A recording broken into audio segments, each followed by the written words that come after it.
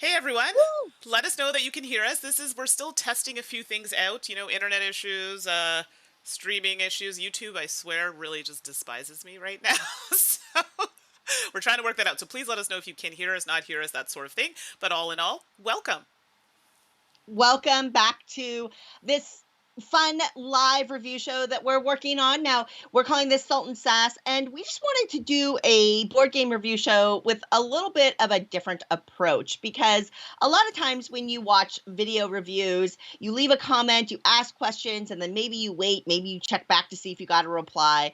But what we wanted to do is just chat with you about the games that we're playing and be able to answer your questions in real time. Now, we did a test run a few weeks ago and it seemed to go over really, really well. So we're back again, still working on the format, definitely open to constructive comments on how we're working on this, etc. So keep that in mind. But really nice to have you here with us on this fine Sunday morning. Mandi, you've done a great job getting all this going. Oh my gosh, tech is never, ever easy. It is. I'm But always learning new things, which is always a thing, Like I've come a long way. I knew nothing. So, here we are and doing all the behind the scenes. So you don't see all the frantic stuff. It's like everything's great when we get on camera. that's right. Yeah. So today we're going to be reviewing two games. Mandi, you're going to be reviewing, Fort, that's published by Leader Games. Yep. and I'm going to be reviewing Empyreal Spells and Steam from Level 99 Games. Now, I said this on social media, spoiler alert, we actually really both like these games, but we figured you might have questions, and we haven't had a chance to put them in video yet. So we wanted to show off these games because there's a lot of great stuff to show off. Feel free to jump in the chat with any questions. Normally on our streams, our chat usually takes on a life of its It own, and you does. all have a blast with each other. Last time on our episode of Apptastic, some of y'all went off and played Downforce together That was afterwards, great. which was Love it. amazing. So it's nice to have you here because you all are just the best part of streaming. So, Absolutely. Mandi, are you going to go first and show off Fort? Yes, I will. And please feel free to ask questions. I can't see the questions, but Suzanne can, so she can just throw those out there as I'm going over it. I'll try not to make it a lengthy overview so we have time to take your questions and comments. All right, so let's pop over to my next scene I'm just here. going to make up questions. Even if they're not asking, I'm just going to make up questions. Right. So, okay. So if you look at me, I'm kind of sideways. My table's over here. Suzanne's up on the screen, so she can definitely throw those questions out to me. So let's start looking at Fort. And if I miss anything, Suzanne, please feel free to jump in. So I kind Oh, I of can't wait. so I kind of have a few things on the screen here so you can kind of get an idea of what we're working with. So Fort, it literally is like when you think of when you were younger, kids playing around. I want best friends. I want all the friends. And I want to make a really cool fort. I mean, maybe don't say it in that voice, but well, you get the gist of it. So I've set up a few things here. We have a player board here, and the game does come with several player boards. Okay, so it is a up to 4 player game, 2 to 4 player game. We also have player aid, I guess, to a certain degree. It gives us a detailing of the iconography, so you can see that. And there are 4 of those for each player, not just 1 or 2, which is quite nice. We have the stack of cards. I don't remember the technical name for the stack of cards. Do you remember, Suzanne, off the top of your head? The kids, it's the kids, right? It's the, yeah, sorry, I'm Or the playground? horrible. Here it is. Kids cards. You are correct. These Yeah. are the kid Yeah. cards here. This is where we track victory points, and you'll notice that the middle of the board, the 25, is marked with red, and that's basically telling us, hey, if we hit that number, we're pretty much approaching game end, right? And we got a few things that we're going to talk about that. We also have here the macaroni sculpture card, and that's when someone has, excuse me, the person, I think it's the person who, yes, who reaches the end on their fort level is going to get this card. So we'll talk about that as well. We have our first player card, and then we have some other cards here, perk cards, which give you some really cool things in the game that you can do. Some of them are ongoing, some of them are one-time use, and then we have made-up rule cards, and a lot of these are end-game scoring. All right, so these will come out, the amount of the ones that come out are based on how many people are playing the game. Okay, so we mentioned some of the cards. I also forgot to mention we have these cards here, which are our best friend cards. That's why they have the little stars. And what you can do in this game is you can actually draft these. So you can actually, there's a whole stack of them here, so you can see. And they are kind of color coordinated to the board. I just picked 2 random ones because in the game you can actually draft these cards. But you start with 2 of those cards. And then last but not least, the important part, we have some, what is it, pizza and toys. That's it. So it's probably not hard to see on there, but we've got pizza and toy tokens. And of course, what kids don't want? Pizza and toys. All right. You'll also notice on your board here, you have a fort. So we want to build up our fort. Who doesn't want a cool fort? Remember the pizza and toys? That's going to be stored in here, but we can also move them on later to store in our backpack, which is kind of cool and helps with some scoring. And we have our yard, which is where we're going to keep our friends. And well, sometimes our friends don't want to play with us anymore and go to another friend's yard, or hand in this case. And we have a lookout area where we can store cards to use them for their symbols. So that's just a basic overview of some of the components and things in the game. First things first, on a turn, it tells you to discard your yard. That's not going to happen because first turn you're not going to have anything on your yard. This will happen on your second turn. What you're going to do is you're going to have a deck, and I didn't really pull that out here, but I believe it's made up of 10 cards. But that includes your 2 best friend cards as well. So let's just take a few so you can actually see. And these are some of the cards that could comprise your deck. And you'll notice some have no symbols up here, some have symbols here. There are some where it has nothing on top, and we'll see how that's important. But you'll also notice that they have kind of suits in the corner. So there's shovels, water guns, I think there's glue, skateboards, which I thought were band-aids, but they are skateboards, and crowns, and then there's a wild symbol here in the corner over there. All right, these are important because they're going to help you with actions in the game. So you want to play one of those cards. So depending on the card you play, so let's just say, for sake of argument, I played something like this, it allows me to take whatever actions on the card. So I can actually take both of these, and I can do them in any order as long as I'm completing them fully. However, people can follow the action. So I believe it is the top or the bottom action? I always forget this part. It's the top action can be followed. Thank you. Top action can be followed. They cannot follow the bottom one. That's just for you.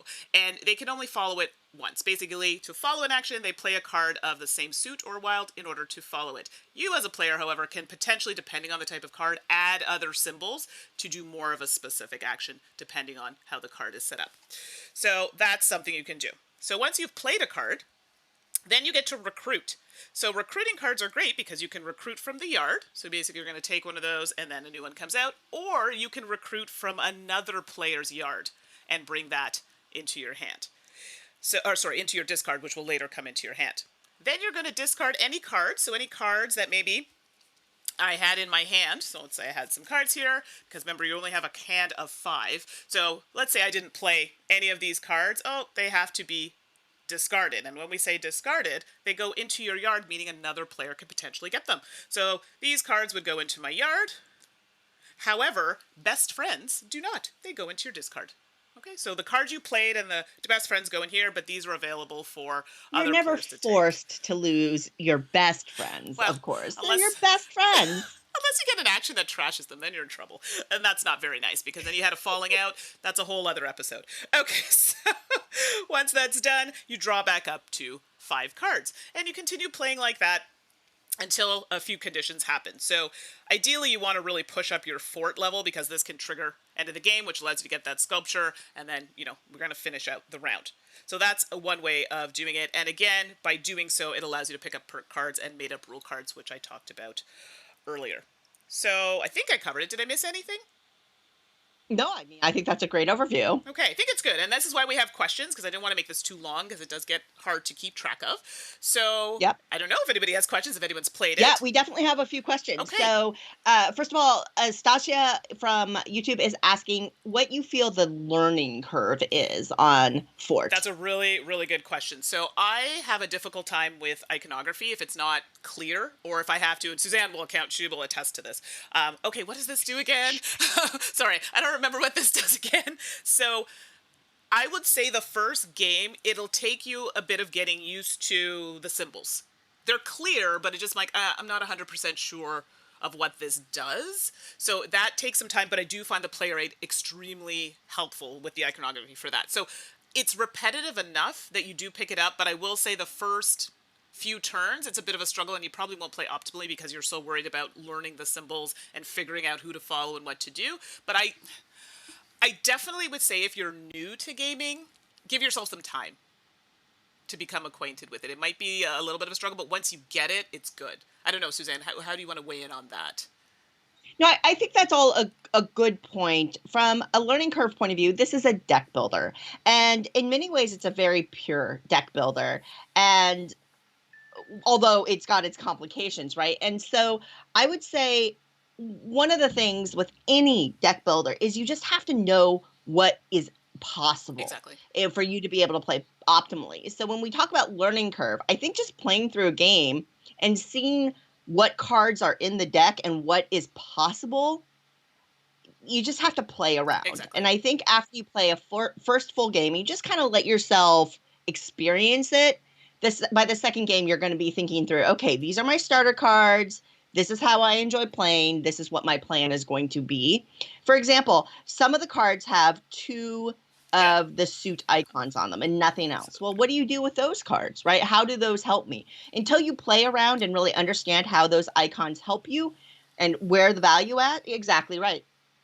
You just don't know. And so beyond that, I think what Mandi said about the player aid cannot be understated. That player aid is excellent. It's giant, which is really, really helpful. And it is necessary. It's just there are a lot of subtleties in the action. I think the iconography is very consistent, which is excellent, but it does take you some time to understand the difference between when do I take a resource and put it into my stuff Right. versus when do I take a resource and put it into my backpack, and that kind of nuance. Exactly. That's a really great question. Hopefully we answered it. Let's see here. Another quick question was from Losapalooza, which is probably Dave and Hello, Ilka, our hello. friends over there. And so they were asking what you think the optimal, the best number of players is. Okay, I'm actually just let me switch back to the main scene here if we need to come back. Best player count is, I mean, I've mostly played it with 3. I have played it with 4, and for the first game, 4 can be long because you're figuring things out. But that's like any game. I liked it at 3 personally, but I don't know what your thoughts are, Suzanne. I've played it at 2, 3, and 4, and I very much like it at all player counts. I think that with a lot of games like this, what you end up is that the game changes just a little bit when you're dueling versus when you have to go around, especially with those cards in the yard. So the kids that you don't manage to play or tuck away go into the yard and become available for other players to take them. And I find that when you're dueling, right, that tension and that energy, when you're looking at that person and you're kind of knowing it's easier to track what they're building their decks around and things like that, it feels a little different than when you're going through 3 other turns. Right. Before it comes back to you, and your kids are just hanging out in the yard, and you could put 3 kids out in the yard. Well, guess what? If you're dueling and you have 3 kids in your yard, at most you're going to lose 1. Right. But if you put 3 kids in your yard and you're going through 3 other turns, by the time it gets back to you, all those kids could be gone. And it just changes the energy a little bit around that. But as for how the game plays in general between those player counts, I think it plays great at all. And I don't find that the turns lag too much. Now, sometimes players will get a big turn and it will take a little bit longer. Sure. So there's that. But the fact that you can follow an action most of the time really keeps you engaged on every person's turn. And you're really planning and plotting and hoping and watching what other people are doing. And so whether it's at 2 or 4, I don't find myself drifting off mentally, right? I find myself really focused on the game, on my hand, on what I'm planning on doing, and hoping for follow actions and things like that. Yeah, so just to follow up with that, I agree with you. It plays well at all player counts. I personally prefer it at 3. I do find if I play it at 4, I would want to play it with people that have played it before, but that's a me thing. Do you know what I mean? My attention span is very short. So 3 is like good. 4, we're pushing it. But no, it does play well at all of those counts. Yeah. Dave's also asking if there are cards that people should always be on the lookout for. Yeah, Suzanne, why don't you tell them about a card that you played quite often just to stick it to us? Let me see if I can find it. I have no. I honestly have Oh, no idea what let you're me see talking if I about. can find it. That But doesn't sound like something I would do, Mandy. I really have no idea what you're talking about. uh-huh. Okay, let me see here. This, because I have a green screen, this might do weird things, but let's see. So this card here that has the wild and another symbol, I find those very useful. Sure, sure. And okay, What's their name? What's that kiddo's name? that's Puddin'. Puddin'. That's right. You always. Puddin'. It's always fun to chase down Puddin'. Which reminds me, who's Puddin'? Is that a Harley Quinn thing? I feel like it is. Puddin'. Hmm. It is. Okay, sorry, I'm looking for the card that I'm talking about. It is. Suzanne used this so many times, and I think it was called Ghost or something. Ghost. Yeah. It was so. Oh, here it is. I found it. Yeah, so I'm gonna let you realize why. So it's blue, it's green. I have a green screen, so it's changing the color a little bit. But yeah, any guesses why this card might be a good one? Because that top space is empty. So guess what? We cannot follow. So basically, that player is like, hey, hey, hey, they get all the things. I mean, it's a good card, but it's like, oh, well, that's not great for us, but it's a great card. So that's really good. And then some of the double symbol cards are really good with the double symbols there on that side, because I didn't really get into it too much, but we have a lookout area where we can store cards, and those symbols can be used when we're trying to build up. There are some actions that allow us to use multiples of a symbol, so it's really nice when you have that in your lookout.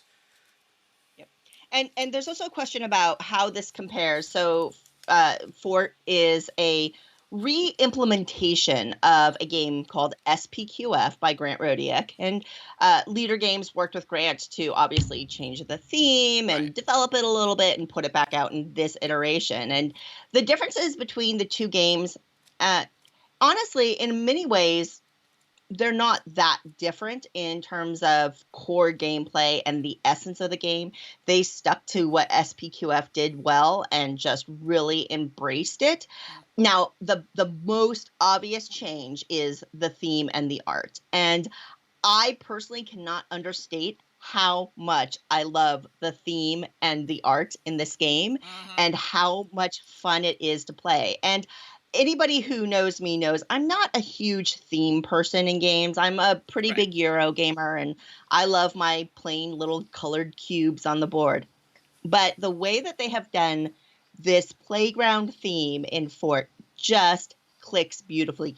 And Kyle Farron's art enhances It's every so good. element of it. Like, we're Exactly. talking about the cards and we're talking about the kids' names. We're talking about Puddin'. We're talking about Ghost. It's the kind of game that naturally encourages you to do that, and it enhances it so much. They did change a few of the actions that you can take. They did alter some of the scoring, like in terms of end game scoring and things like that. It's like Right. changing the options you have there. But ultimately, I think if you were to play SPQF and play Fort separately, you would see how they're very deeply connected. And I think Fort didn't. Uh, uh, Fort and SPQF, like, you just see how they're related. Absolutely. You just see how Fort is a development and evolution of that game. I want to jump in before you have any more questions. I just want to say the cards on these are very nice. The quality. They're like a nice kind of thicker card. It almost feels like plasticky a little bit. I don't know what the actual coating on these ones, but very strong cards. I think Yeah, about. no, the whole component quality is excellent. The player boards that Mandy was showing you Yeah. are double layered so that each place has a little spot that you can tuck things into, which is Yeah, so great. you can see that. It's like nice that they can lean that out a bit so you can see that. Yep, yep. Hmm. Hmm. And And so from a production standpoint, there's just nothing to complain about, really. yeah, really nice quality. So yeah, so I don't know if we have any more questions about it, or is that.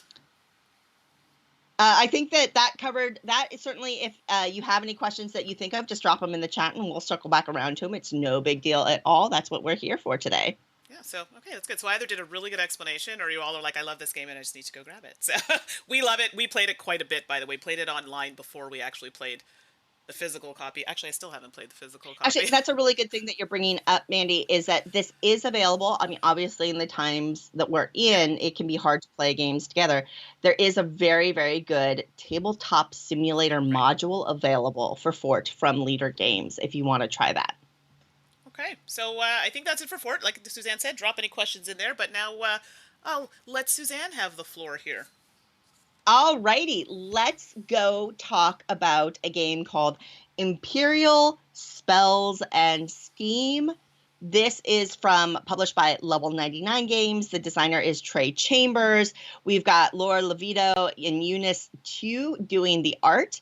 And this is set in Level 99's kind of, I forget, it's the same universe as like Argent, the Consortium, and things like that, right? They have this magical world where they are doing all this stuff. And here's a train game set in a magical world.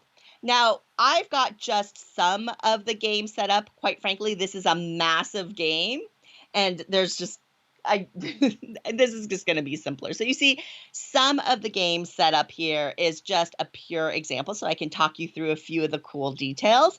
But absolutely, if you have any other questions, let me know. And I mean, you are definitely missing out on the vast spread that this game is on.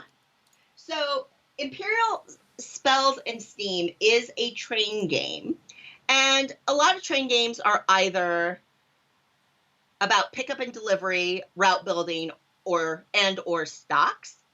This one really does the pickup and delivery and route building thing. Mostly there's not a stock element per se, but what it puts in place instead is action selection, which is so cool. So in Empyreal, you're going to set up this modular board that has different pieces. I can kind of separate them, right? And they all link together depending on player count. And you're going to seed every one of those terrain types with appropriate resources. Now, I have the deluxe edition, so it uses these really nice individually molded plastic pieces, but they're also cardboard tokens in the basic edition, and we'll talk about that in a minute. Then you have cities that are these 3D build city looks, and they hold your bonus tokens, which is a nice little thing that you're going to want to be going for. And that's your board setup. Now, each player is going to have their own rail line and train setup board here. You're going to have a color. I'm blue in this case. You got your little conductor pawn. You got some other things going on that you will get these later in the game. You have your conductor, which is variable. And you've got your train. And this is where a lot of the action is going to happen. So I'm going to take these train cars off. And this is what it's going to look like when you start. And what each of these train cars or spell cars in the game are, these are actions that you're going to take. So ultimately, in the game, you are going to be moving your conductor down the train. And whatever column the conductor on will be the action that you are currently going to take. So for example, if this is my conductor here, then I'm going to put a train, one of my little trains, on a blue terrain somewhere on the board where I'm connected. Now, as you go, you are going to be able to get more of these spell cars. There's a whole display of them. There's a whole huge stack of them that you're going to be able to select from and get them out. And eventually you're going to be building up your train with other actions. So now, as I'm moving through my train, if I'm in this column, I could potentially take 2 actions. Now, it's going to cost me some crystals, these precious little crystals that you have a supply of up here, but it may be worth it. And this is where you really craft your strategy and create the game that you want to play in terms of how you're picking up and delivering, where you're putting out train cars and things like that. So the game is about managing your crystal supply so that you can fuel your movement down the train and that you can fuel the number of spells that you can activate. You're not going to go down the train in one turn. It's probably going to take you a few turns because it costs you crystals as you go down usually, and it gets more expensive if you want to do more in a single turn. But eventually you're going to get to the end of the line, and the end of the line is when you're going to do those deliveries. And the way that that works is that each city has a resource that it's looking for. So when you are finally connected to a city and you hit the end of the line, you can choose to do a delivery. And in this case, the resources are all on the board. And so where my trains are, that gives me access to the resource that's on that board. So if I wanted to deliver to this city here, which is blue, I know that these resources have thematic names and I have no idea what they are. I'm so sorry. What you'll do is you'll say, oh, look, I have 1, 2, 3 trains with blue resources. I'm going to deliver those. There happens to be a 3 resource bonus tile available. So I'm going to take that and put it on my player board, and these resources go away, and I've delivered them, and they are off the board. So heyo, if I've got a train card that I was competing with on the board, I just snuck that resource away from them. So there's a little bit of a race in terms of delivering and being smart about projecting what you think your opponent is going to do, so that you can get to the juicy resources and get those great bonus tiles. First, the game ends based on these bonus tiles. It's seeded depending on the number of players you have. Along with all of this, eventually there are going to be actions. At the end of the line, you can get some of these placards. You don't start with these 3 little bonus people. You can earn them as you go to the end of the line, and they have special abilities. Some are super powerful and once per game. Some of them can refresh. So if I use my conductor, this conductor lets me get back crystals. I flip them over until I hit the end of the line, and refreshing them is an option for me. So really, that's the game. You're going to be moving your conductor, taking actions, getting more spell cards, but ultimately what you're really trying to do is get those resources to the cities and deliver them for points, and the most points at the end of the game wins. So Empyreal is a big game. There's just no questions about that. And that's just a high level overview. Personally, I really, really enjoy this game. It's got that Euro-y goodness, which is such a bad description. But I love the action planning with your train cars. I like adding new spells. I really love the resource management, planning ahead about being efficient with my crystals and how I can go down the line, which bonus characters I get to get their abilities into the mix, and timing. Timing is so important in this game, and I really like that part of the puzzle too. Because the boards are modular, it's going to be a little different every time from planning routes and things like that. And player count is an interesting factor in here too. There is scaling based on player count and how many boards come out and things like that, which is great. But the more players are, the more competition there is, and it can get really, really tense as you're kind of vying for resources. And you really have to look at what's happening, even from your first placement, because your first placement is you have a home terrain type. You get to put a train there and one next to it. Before you put that first train, you better be surveying the landscape and knowing, okay, these resources are near each other and the city it has to deliver to is over there, and okay, how do I want to do this? Now, if you make a quote unquote poor choice, does that ruin your game? No, it's not that harsh of a game. It's pretty forgiving on that front, but I like that you can be really strategic and thoughtful about it. And I like the element of really being aware and thinking around what your opponents are doing in the game. Now, the components that you saw are amazing. And there's a kind of a basic edition, and then there was a deluxe edition through a Kickstarter.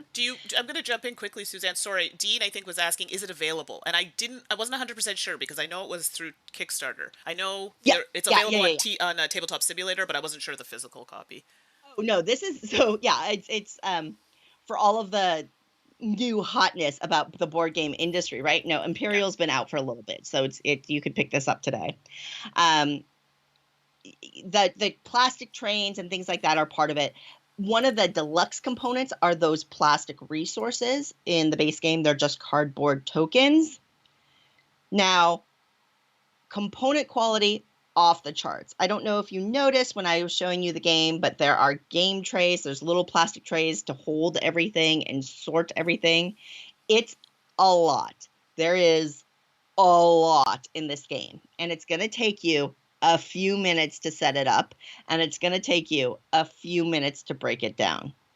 And personally, having played it, especially at the higher player counts, I'm okay with the play time. You can get a little bit of downtime between turns, but of bigger concern to me in a higher player count is how busy the board gets. I think everything is designed well, but as you get more and more plastic between the trains and the resources on the board, it's a lot to consume visually every turn. So what I actually prefer, even though I showed you the plastic resources, I actually prefer playing with the cardboard tokens um, for resources just to remove one plastic thing that I have to visually process. Now that's a very personal choice. The plastic resources are amazing. They're all molded and they have a color wash on them and they look so cool, I haven't touched but these yet. it gets heavy. I've only You haven't played it. touched the plastic? Well, I've only played it virtually because, yeah, Oh, I actually don't own the game, so I've played it. I really liked this game a lot, and I like other games from the designer. So, yeah. yeah. So for me, it was And like I I'm had to gonna try it. Oh, she's gonna show you the box because I think the box is massive, if I'm not mistaken. I Yeah, don't know like that's big. head for scale. It's like three times, 2.5 times the thickness of a Ticket to Ride box. That's crazy. I mean, it looks really pretty. It's a gorgeous box. Like it's really really great, but this thing is a beast. Does it need to be that big though? Honestly. If you use all no, I mean it depends Okay. on what kind of player you are, right? Sure. If you use all of the fancy trays, it's designed. They have a map of how you pack the game up with the plastic trays. If you use the trays, it fits pretty well. If you're the kind of player that just throws everything in bags and gets rid of all the inserts, then it doesn't need to be that big. Right. It does fit on a calyx shelf though, so they kept That's a that in mind, bonus. I guess. But yeah, be aware that the game box is enormous. So I think somebody asked if you've played it solo or how you find the solo. I have not played it solo, so I can't speak to the solo game. Um, that would be an interesting thing to try solo. I haven't even Yeah. looked at the solo rules. Uh-huh. I find one of the things I really enjoy is monitoring what other players are doing and kind of calculating the race for resources. So it would be interesting to see what the solo game adds. Yeah. I will never play And solo, but that's just me. I don't play solo, but I think it would be interesting. I'd be curious. yeah, and ultimately, it's a big game. It's got a lot going on, but it's not a difficult game. Right. The iconography is very consistent, just like we were looking at with Fort. There's a lot of iconography, but once you understand it, it's used consistently throughout the game, which is very, very helpful. And if you enjoy the game, the more you play it, it just becomes very, very natural. But there is a guide in the rule Right. book in case you have questions and things like that as well. But it's a big game, but it's not as complex as it may look. Right. It just has a ton of options. It has this kind of basic rule set, and then it just distributes your options so far from that core to just mix it up every time. And part of the fun is the discovery because you just don't quite know what you'll have available to you. Like even the spell cards, they come out randomly. You have 6 to choose from when you're able to add them. What you have available will determine whether or not you're going to take one or which one you're going to take or how it helps propel your strategy. And I like that element to it as well. But really, once you get it set up and if people really know how to play, if you're playing like a 3-player game, you're going to play this in under 90 minutes easy. Sure. It's big, but it's not like a wallop you. You're not going to have a headache after this one, right? Sometimes if you were to play like an 18xx game, Yeah. Then you're like, I'm your done. steam is coming out of your ears. Well, this is not that type of game. And one of my favorite things, Mandy, and you did this with me, Yeah. is there is one interesting thing that just doesn't quite make sense logically in the real world, but because it's set in this magical world, ultimately you can deliver from Oh, yeah. wherever you are, whether you're connected or not. If you've managed to get trains out into disparate areas, you can gather those resources and deliver them together. That threw me for a loop because I was like, wait a second, but you can't do that in a train game. Right. How do you do that? I don't. It's magic. Oh.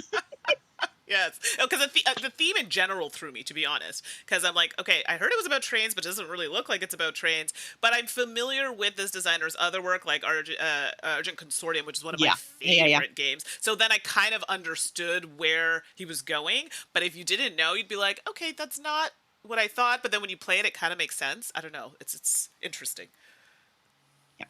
I think Empyreal brings something different to the table. I love that combination of action selection and timing with kind of a pick up and deliver game. So if that is like mechanically, if those are things that interest you, this is definitely worth a look. If you hate pick up and deliver, this one's not going to change your mind, right? That's a big core to the game. So I want to be really, really clear about that. But Yeah, for exactly. me, if you've listened to my reviews over the years and you know what type of gaming style I have, then you might want to check out Imperial. And your style, my style click, you might want to check it out because it's been really, really enjoyable for me. And I wanted to highlight it because I don't necessarily hear a ton of people talking about it. Or It's maybe I'm just true. oblivious. No, it's true. I haven't. And like I said, I don't own it. I've only played it with the designer who, yeah, I was like, well, just, throw me a bone here. I'm Suzanne, so I wasn't winning that one.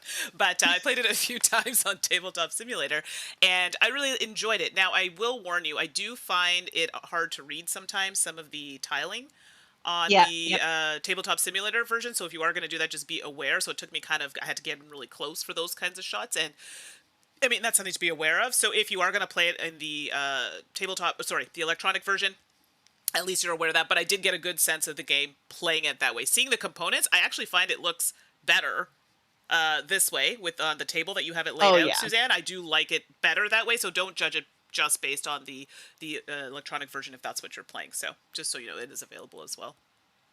And I think that, it's not directly related to Imperial or Fort, but it's such a good point. For example, just last night I taught some friends Smartphone Inc. on Tabletopia.